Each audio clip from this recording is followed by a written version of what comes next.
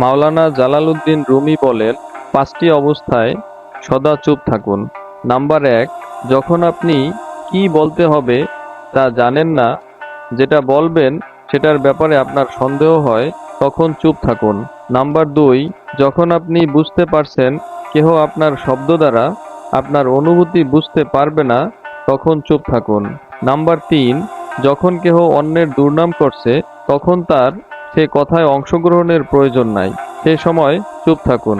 Number 4, যখন কেহ রাগান্বিত হয়ে চিৎকার চেঁচামেচি করতে থাকে তখনও চুপ থাকুন।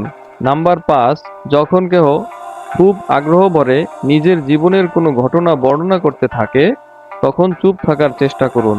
তুমি এ ব্রহ্মাণ্ডে গুপ্তধনের খোঁজ করছো, কিন্তু প্রকৃত গুপ্তধন তো তুমি নিজেই। কেউ যখন কম্বলকে পেটাতে থাকে তখন সেটা কম্বলের বিরুদ্ধে নয়, বরঞ্চ ধুলোর বিরুদ্ধে। শব্দ দিয়ে প্রতিবাদ করো, কণ্ঠ উঁচু করে নয়। মনে রাখবে, ফুল ফোটে যত্নে, বজ্রপাতে নয়।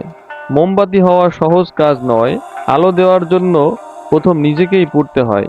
সবকিছু জেনে ফেলাই জ্ঞান নয়, জ্ঞান হলো কি কি এড়িয়ে যেতে হবে বা বর্জন করতে হবে তা জানা।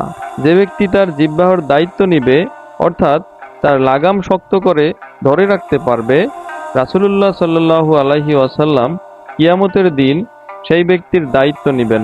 ভাবা যায় শুধুমাত্র জিহ্বার নিয়ন্ত্রণ দ্বারা আমরা কত বড় নিয়ামত পেতে পারি।